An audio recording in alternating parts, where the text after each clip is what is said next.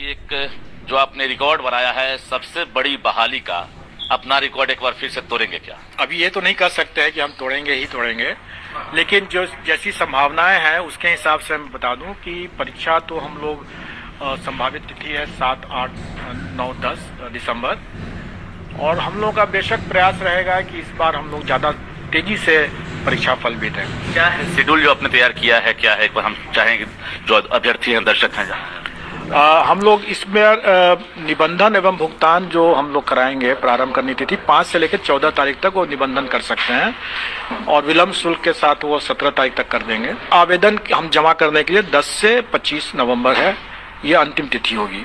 ऐसा हम लोगों ने 2 चरण में इसलिए किया कि पिछले बार हम लोगों ने पाया कि कई अभ्यर्थी लोगों को अपना डॉक्यूमेंट को अपलोड करने में काफ़ी विलम्ब हो रहा था, काफ़ी दिक्कतें आ रही थी, उसमें वेबसाइट भी 2 दिन के लिए क्रैश कर गया था। तो इस बार हम लोगों ने कहा कि पहले आप निबंधन कर लें, अपना पेमेंट कर दें, वो पार्ट कंप्लीट हो जाता है, और उसके बाद अपने आराम से आप अपना सर्टिफिकेट अपना अपलोड करें। 6 to 8, 9 to 10, 11, 12 ये वैकेंसी अभी निकल रही है, तो क्या लग रहा है कि जो पिछले बार कंपटीशन था अभ्यर्थियों के बीच, इस बार प्रतियोगिता कैसे देख रहा है? पिछले बार 7 पेपर ऐसे थे जिसमें कि अभ्यर्थी वैकेंसी से ज़्यादा थे, तो उसमें तो कंपटीशन था, लेकिन अन्य पेपर में ऐसी बात नहीं थी, और उसमें अभ्यर्थी की संख्या काफ़ी कम थी, इसमें कंपटीशन वैसा टफ नहीं था। लेकिन इस बार मुझे लगता है कि इस बार ज़्यादा टफ रहेगा पिछले बार की तुलना में, क्योंकि इस बार ज़्यादा अभ्यर्थी हो जाएंगे। अभी ये कहना तो संभव नहीं होगा कि कितने होंगे, लेकिन अनुमान लगाया जा सकता है कि जितने संख्या में पिछले बार प्राइमरी में थे जी, इस बार उतनी संख्या में हो सकता है कि मिडिल स्कूल में आ जाएं, और 9, 10 और 11, 12 में पिछले बार से ज्यादा होंगे। एक मैं टेक्निकली जानना भी जरूरी है कि 6 to 8 में डीएलएड कौन शामिल होंगे, सीटेट वाले कौन शामिल होंगे, और बीएड वाले तो शामिल हो ही रहे हैं, तो ये थोड़ा समझा दीजिए। ये जितनी तरह के वैरायटी है इसमें, ये सबको इसका ज्ञान हो जाए तो वो अपने आप में एक बहुत बड़ी उपलब्धि हो जाएगी उसके लिए। लेकिन जो भी थोड़ी बहुत जानकारी जैसे मैं बता दूं, वैसे विस्तृत जानकारी तो विज्ञापन में निकल ही जाएगा। मिडिल स्कूल में जो कैंडिडेट होंगे मिडिल स्कूल के लिए, वो 2 तरह के कैंडिडेट हो सकते हैं। उसमें डिप्लोमा भी हो सकते हैं, उसमें बीएड भी हो सकते हैं, और उसमें मतलब डिप्लोमा इन एलिमेंट्री एजुकेशन प्रशिक्षण के लिए, और उसमें सीटेट पेपर 2 देना है। और फिर हाई स्कूल में तो फिर आप जानते ही हैं कि उसमें बीएड और ग्रेजुएशन होना है। तो ऐसी स्थिति में आप देखें कि मिडिल स्कूल में चूँकि डिप्लोमा इन एलिमेंट्री एजुकेशन के भी अभ्यर्थी होंगे और बीएड वाले भी हो सकते हैं, इसमें ऐसा कोई बंधन नहीं है कि बीएड वाले नहीं हो सकते हैं, इसमें दोनों हो सकते हैं। तो स्वाभाविक है कि इसमें आपका ज़्यादा कैंडिडेट्स आ जाएंगे, इसमें ज़्यादा आ जाएंगे। एक मैं जानकारी ये भी जरूरी है कि अभी सीएम नीतीश कुमार ने घोषणा भी किया था गांधी मैदान से, चूंकि सबसे बड़ी बहाली सभी कह भी रहे हैं, और वास्तव में सभी ने देखा भी नहीं है इतनी बड़ी बहाली। 69,000 के आसपास वैकेंसी आई है अभी, तो 1,20,000 क्या लग रहा है वो कब पूरा करेंगे? देखिए, जो TRE 1 में जो मैंने बताया है कि अभ्यर्थियों की संख्या कई विषयों में, अधिकांश विषयों में अभ्यर्थियों की संख्या रिक्ति से काफ़ी कम थी, तो उसकी वैकेंसी तो रही जाएगी, वो तो किसी भी तरह से भर नहीं सकते हम। उसकी वैकेंसी लगभग 50,000 है। वो वैकेंसी अगर सरकार उसको TRE 2 में पास ऑन करती है तो इसी परीक्षा में वो भी वैकेंसी जुड़ जाएगा। लेकिन उसमें सर 1 to 5 में डीएलएड वाले भी होंगे, उसमें 1 to 5 की वैकेंसी नहीं आएगी, क्योंकि आपने देखा होगा कि 1 to 5 में काफ़ी टफ कंपटीशन था TRE 1 में। अच्छा। और उसमें जो भी वैकेंसी होगी वो बहुत ही सीमित, और वो दिव्यांगजन वाला होगा या कुछ रिजर्व कैटेगरी वाले होगा, बहुत सीमित वैकेंसी होगी।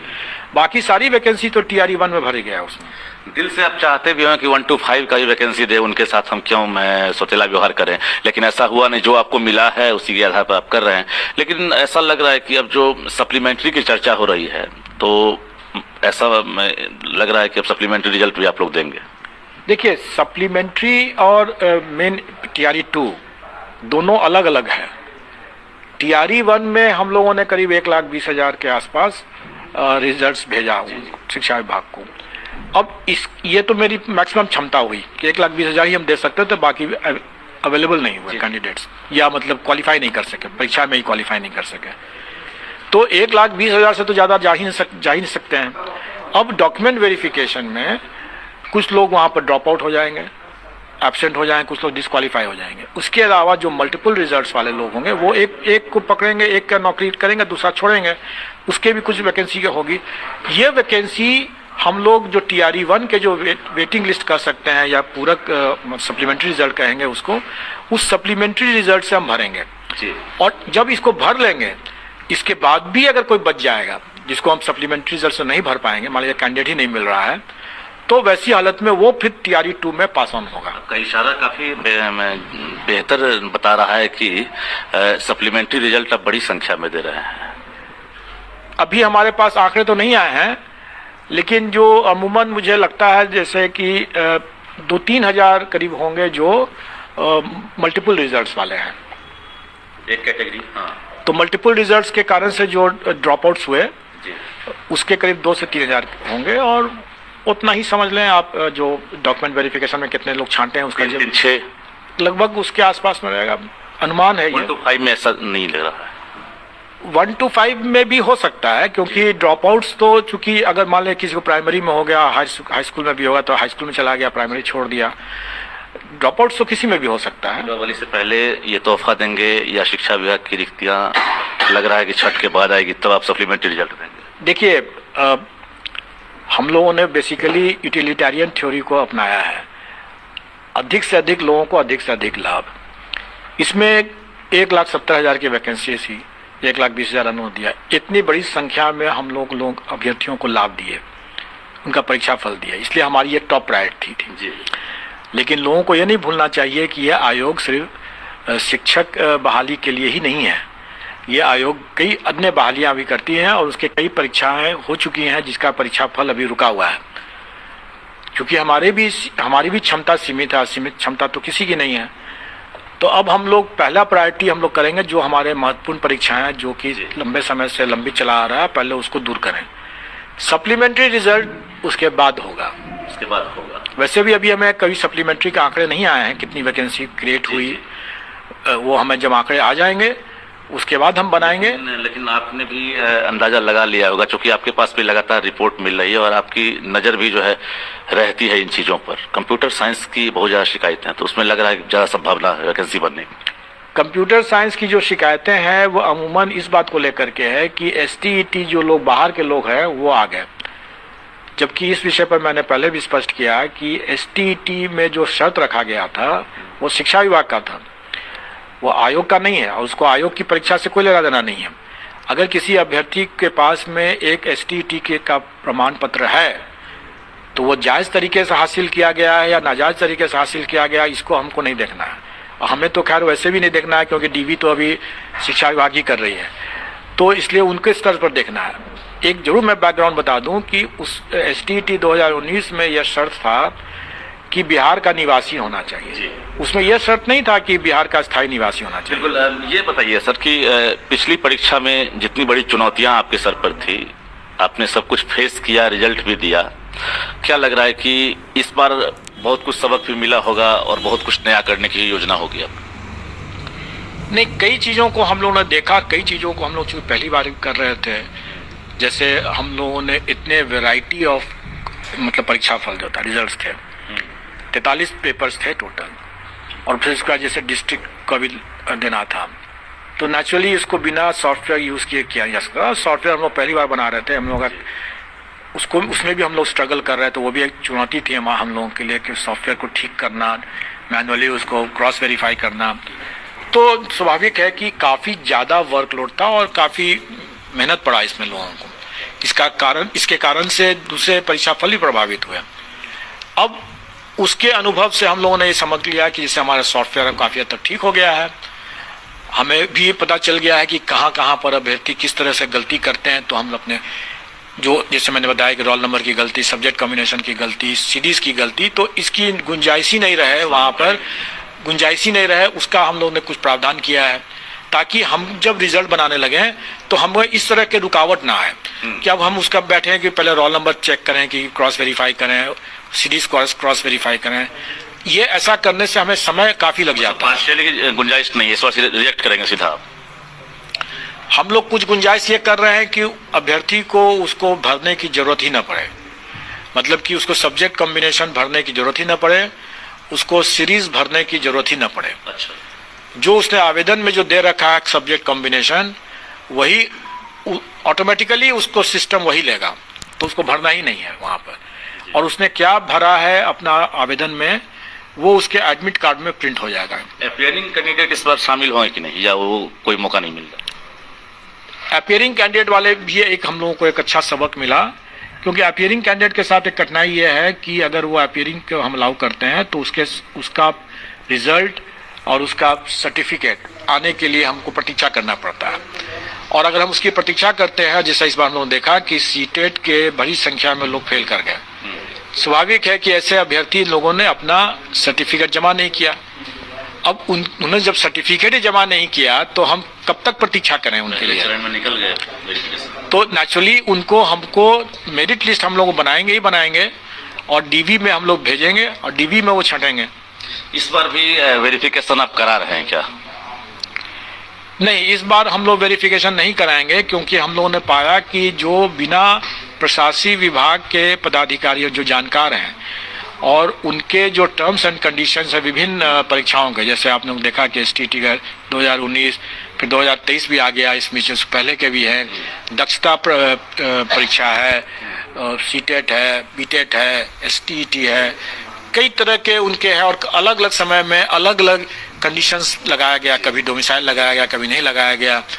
तो वैसी स्थिति में इसकी तो सभी चीज की जानकारी शिक्षा विभाग को ही है, तो बिना शिक्षा विभाग के डीवी में इस बार संभव नहीं। परीक्षा से पहले, परीक्षा के बाद, रिजल्ट से पहले, रिजल्ट के बाद बीपीएससी कोई वेरिफिकेशन नहीं करने वाला, रिजल्ट देगा बस। देखिए, हम लोग इस बार भी हम लोगों ने जो डीवी कराया, हमने पहले भी कहा कि उसकी एक्यूरेसी 100% नहीं थी, क्योंकि ये डिसेंट्रलाइज तरीके से हुआ था जी। और जब भी ऐसी बड़ी संख्या में होगा तो कभी भी 100% एक्यूरेसी नहीं रहेगा, मल्टी लेयर फिल्ट्रेशन की जरूरत पड़ेगी, और इस बार भी वैसा ही होगा। हम लोग अपने स्तर से मेधा क्रम के हिसाब से कंडीशनल रिजल्ट देंगे, और उसके बाद नेक्स्ट स्टेप में जो फिल्ट्रेशन होगा वो फिल्ट्रेशन होगा शिक्षा विभाग के द्वारा डीवी में। बिल्कुल, सभी प्रकार की तैयारियां हैं और निश्चित रूप से आप लगातार प्रयास में हैं भी, आपने बेहतर परिणाम दिया भी है। हालांकि वेरिफिकेशन को लेकर आपने जो डाउट है उसको भी क्लियर किया है, जो अभ्यर्थी समझ रहे थे कि आयोग की तरफ से ऐसा हुआ है, तो आपने पार्ट टू पार्ट बताया है। एक चीज मुझे जानना जरूरी है कि अभी जो सोशल साइंस का जो रिजल्ट आया है, खासकर उसमें सामाजिक विज्ञान में देखा गया है कि बहुत टफ रिजल्ट रहा है, और जो सप्लीमेंट्री रिजल्ट आ रहा है, क्या सोशल साइंस की संभावना है? देखिए, जो मैंने बताया कि 7 विषय ऐसे थे जिसमें कि अभ्यर्थियों की संख्या ज्यादा थी, और कंपटीशन भी वही था, उसमें सोशल साइंस भी था, कंप्यूटर साइंस भी था, और स्वाभाविक है कि ऐसे ही विषयों में कैंडिडेट्स जो असफल हुए हैं वो वेटिंग है, उनको उम्मीद है कि अगर सप्लीमेंट्री रिजल्ट आएगा तो उनका चयन हो जाएगा। बाकी विषय में तो चूंकि कैंडिडेट्स ही कम थे तो कोई बचे हैं ही नहीं। कितना कट ऑफ डाउन कर सकते हैं आप?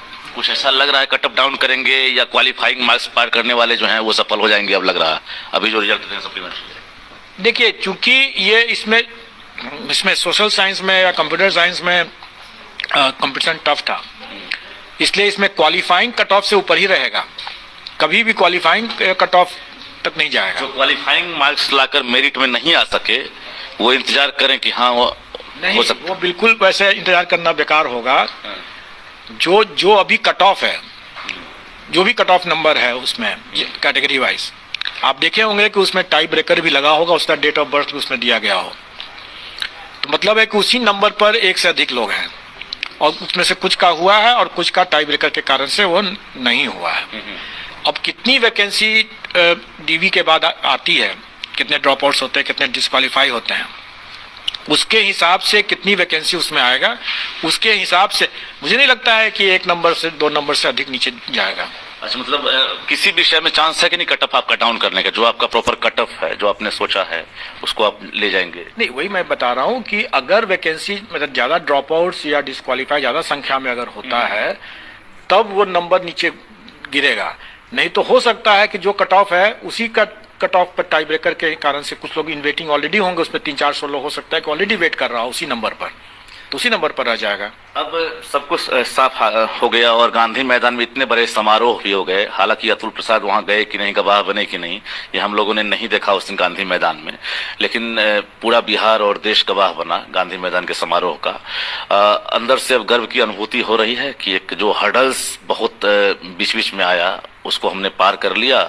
अब नया इतिहास लिखेंगे, यानी छोड़ो कल की बातें, कल की बात पुरानी, नए दौर में नए लिखेंगे मिलकर नई कहानी। ऐसा लग रहा है क्या? देखिए, आयोग एक स्वतंत्र संवैधानिक संस्था है। आयोग किसी राज्य सरकार, जैसे मैंने बताया भी था कि राज्य सरकार किसी विभाग के अधीन नहीं है, और वो सरकारी कार्यक्रम था। सरकारी कार्यक्रम में हमें निष्पक्ष रहने की आवश्यकता है। अभ्यर्थी की निगाहें आपको तलाश कर रही थी गांधी मैदान से। हमें निष्पक्ष रहना है। हम सरकार से स्वतंत्र हैं, उनके अधीन नहीं है। और सरकार, मैंने पहले ही बताया था कि सरकार भी इस बात को बखूबी समझती है और हम भी अपने सीमाओं को समझते हैं, और इसीलिए हमारा न ही वहां पर जाने की कोई आवश्यकता थी और न ही हमें कोई आमंत्रित किसी को करने की भी आवश्यकता थी। हम एक स्वतंत्र इकाई हैं और हमने अपना काम किया। और ये बात सही है कि जो कल की बातें पुराने आगे की बात करने की जो बात आप कर रहे हैं, एक्चुअली मुझे कल किसी ने, मुझे बड़े लोगों ने ही, मतलब नज़ीर वर्ड से मुझे कहा कि आपने एक नज़ीर बनाया। तो मैंने सोचा कि मैं भी देख लूँ, मेरा भी उतना ज्ञान पूरा नहीं है, तो नज़ीर शब्द का मैंने अर्थ ढूंढा कि क्या एक्चुअल अर्थ क्या होता है। तो मैंने पाया कि ये आप भविष्य के लिए आपने एक एग्जाम्पल सेट कर दिया। नज़ीर का मतलब वो होता है जी। तो मैं समझता हूँ कि जो ये बातें जिन्होंने कहा, मुझे जो बधाई दिया, और कोई जी अच्छी जगह से आप समझ सकते हैं कि कहाँ से बधाई मुझे मिला होगा ये, तो वही मेरे लिए गौरव की बात है। और मैं, इतने घरों में रोजगार मिला, इतने अभ्यर्थी जो है आज, मैं जो ब्रेन ड्रेन समस्या थी बिहार की, जो पलायन लगातार जारी था, लग रहा है कि एक वो जो रफ्तार है उसमें भी कमी आएगी। आरोप प्रत्यारोप तो लगते रहेंगे सरकार पर, आयोग पर, विभाग पर, लेकिन लग रहा है कि अब जो है रफ्तार में कमी आएगी, ब्रेन ड्रेन। देखिए, ये एक विशेष सर्किल है। शिक्षा की गुणवत्ता का जो मामला है वो एक विशेष सर्किल है। विशेष सर्किल का मतलब यह है कि चूंकि शिक्षक अच्छे नहीं हैं, इसलिए छात्र भी अच्छे नहीं होंगे। चूंकि छात्र अच्छे नहीं होंगे तो अभ्यर्थी अच्छा कहां से होगा, अभ्यर्थी अच्छे नहीं होंगे तो फिर शिक्षक कहां से अच्छा होगा। अच्छा, एक चीज आपने याद दिलाया है। पिछले बार भी आपसे बातचीत हुई थी, आपने कहा था कि हम लाए हैं तूफान से कश्ती निकाल के, इस देश को रखना मेरे शिक्षक अभ्यर्थियों संभाल के। तो ये आपने कहा था। हम चाहते हैं कि इसी बात से जो है एक दूसरे फेज की बहाली को आप आगाज करें कि कुछ ऐसे शेर के साथ, ताकि जो हौसला है अभ्यर्थियों का वो परवान पर हो और लगे कि हाँ, हम भी बहाल हो रहे हैं। देखिए, अभी भी कई जगहों पर तूफान तो अभी भी चल ही रहा है। क्या बात। और अभी भी हम तूफान से झेल ही रहे हैं। लेकिन मुझे और मैं समझता हूं कि जो आप लोगों ने भी कल जो उस दिन 2 तारीख के कार्यक्रम में आपने जो सफल अभ्यर्थी जो को आपने देखा होगा, कई लोगों ने मुझे कहा कि उनके जो बॉडी लैंग्वेज थे, उनका जो भरोसा, उनका जो कॉन्फिडेंस था, वो देखने लायक था।